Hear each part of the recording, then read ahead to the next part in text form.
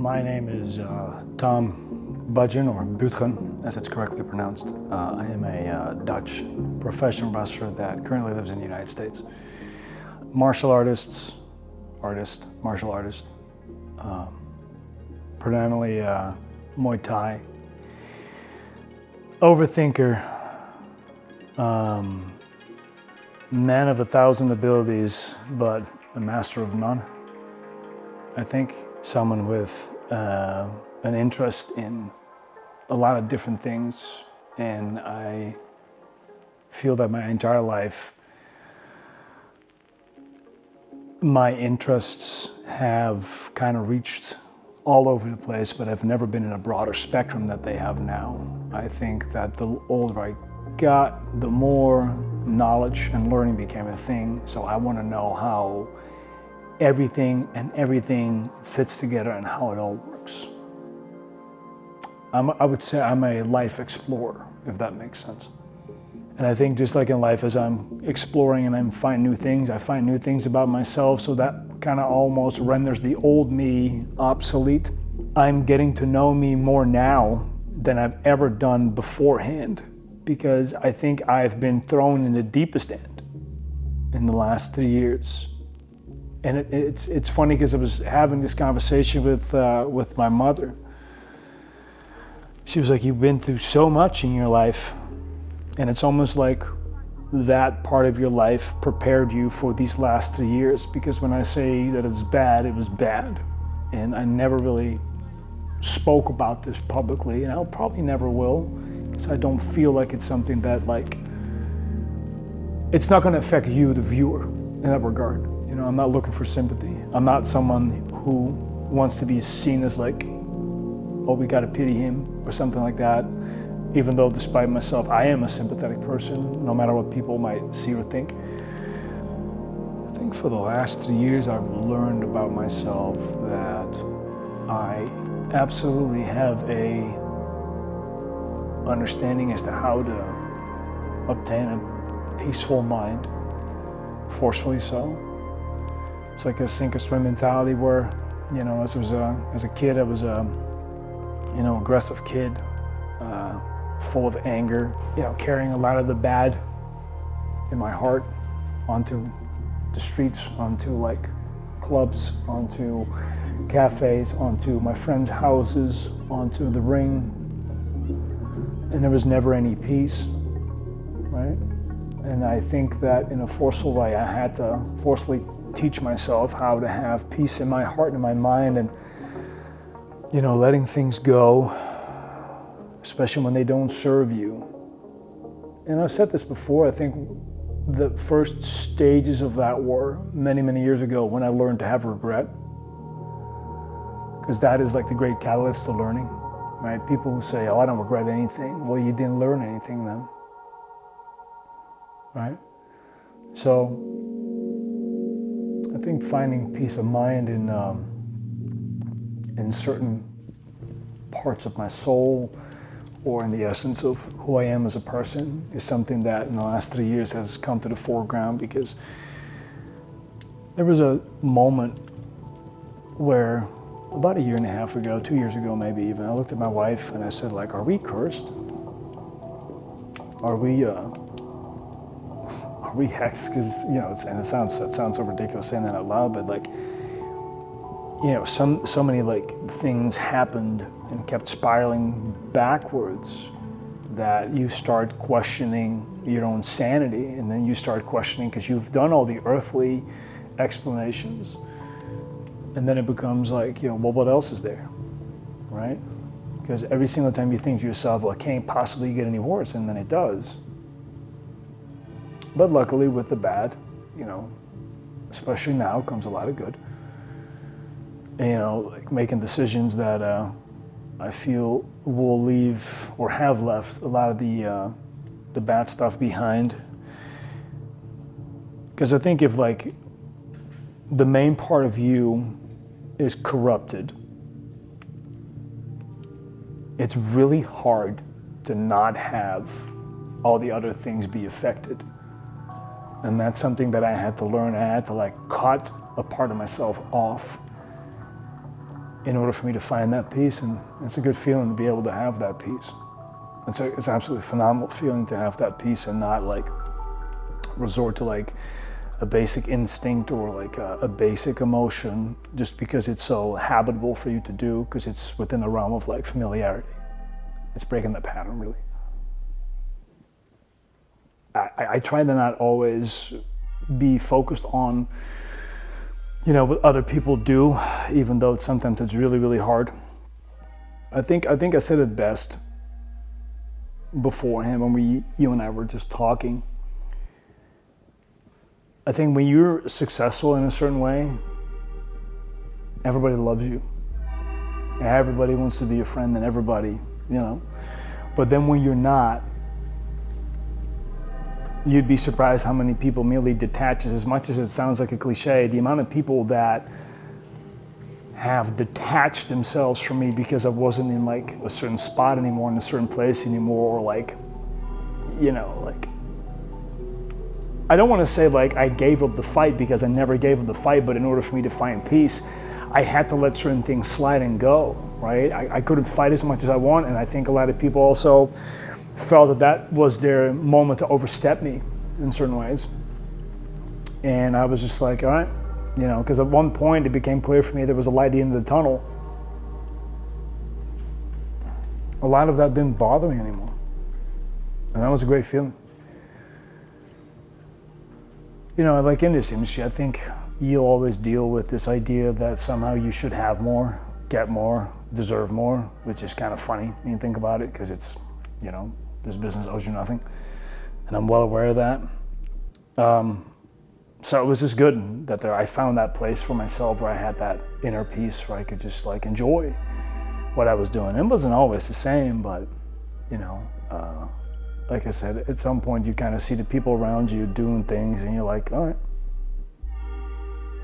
I remember 5 years ago this, you know, and it's just like you just detach and life becomes easier. You know, let your heart kind of rest up a little bit, and then when your heart's resting up, your mind rests, and it allows you to kind of rekindle like certain flames, which I was able to do so, and here come the creative process, right? But the one thing that really bugged me was the, oh, he doesn't care thing.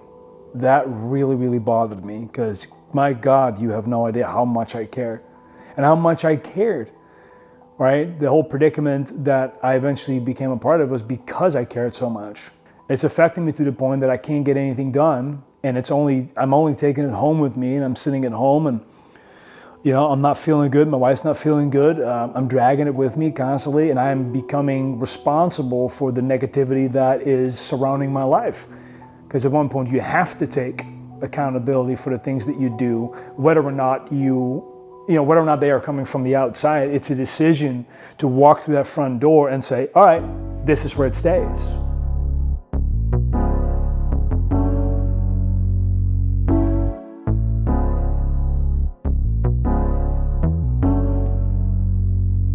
You know, as I said, there's a lot of things that I kind of dive into that I find interesting, whether it's like videography or like pictures, you know, teaching, Black Mask clothing label, etc. Some of it kind of went to a back burner, but also because I obtained new things that I wanted to learn, you know, and I can't keep up with like having 8 or 9 things that I want to get good at, or like, you know, want to divulge into. So some of it kind of got on the back burner. Like photography is something that will always kind of be around, and I have my own way of doing that. Making videos and stuff, that's a little bit newer. I don't think I found the direction of videos that I want to make.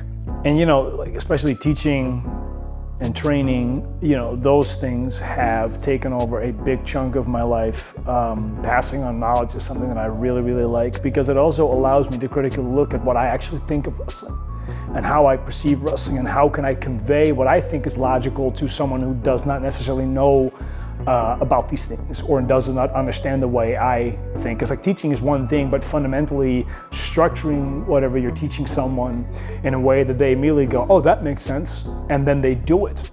That to me is a skill, but it also validates the way that you perceive things. Because if you explain something and then they can pull it off, then you have to ask yourself, am I really that convinced of what I'm teaching here?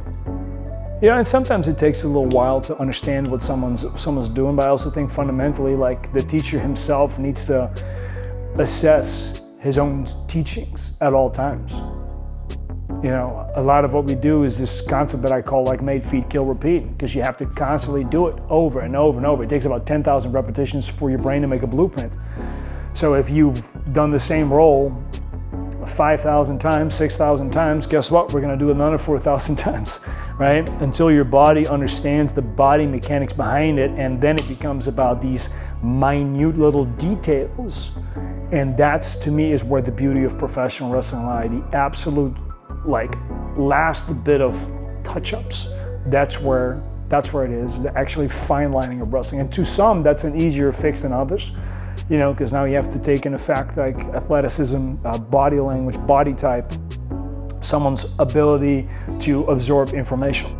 And then when it comes to black mats, we just started back up, but I have to give credit to my assistant Kat on that one, because I mentally couldn't get myself there for a while. I didn't have a vision, and if I don't have a vision on something, I don't do it. But now we're back at it, and like, you know, doing the things that I've done for the last 3 years, this like journey of like exploration of self and interests and whatever I consider art has given me this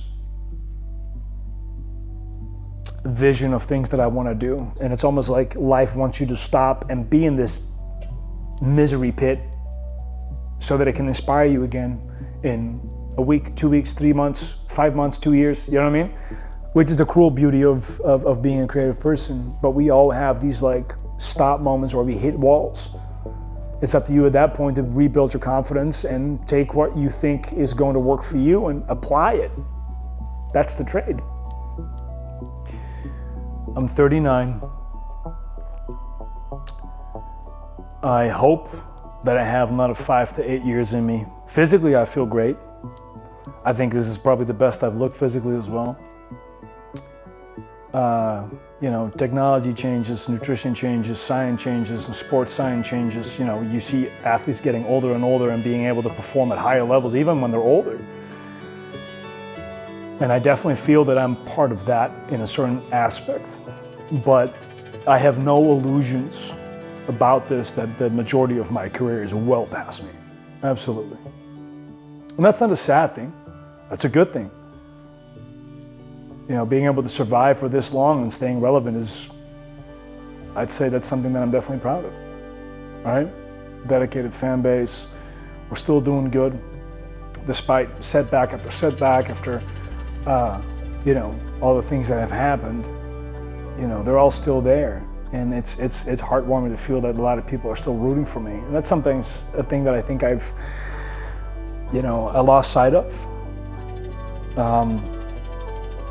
Because, you know, you dive down into that darkness that you kind of feel in there, that misery that you cling on to, especially when that's what you're used to your entire life. Well, it's like I said, it's that instant recess, going back to the first emotion that you're familiar with is that, oh, everything's bad. Everything's gonna come falling down anyway. That doesn't matter, right? But to have that control, you know, is a life-changing. And that mechanism is definitely the best thing that I've learned over the last 3 years. But this is absolutely a part of me that has accepted that at age 39, I have 5 to 8 years left. And I'm okay with that.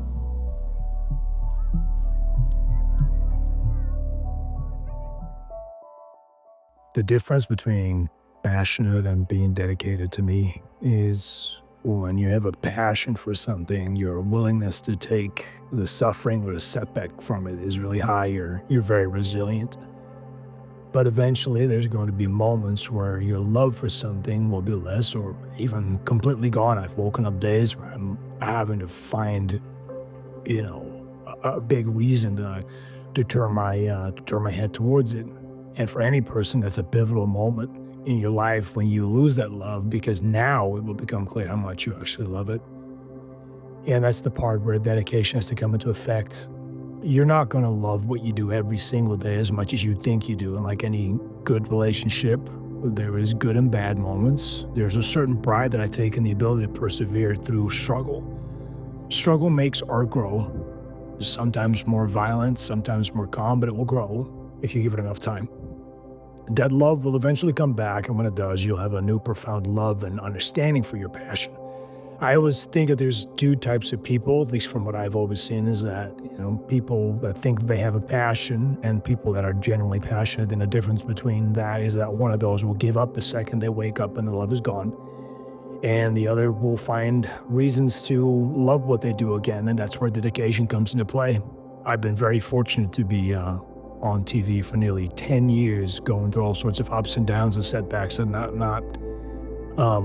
I've been a full-time pro for almost 15, and altogether I've been wrestling for nearly 25 years, and it's been my absolute honor to do so. There have been many moments where I woke up and I just hated the business, or the business hated me.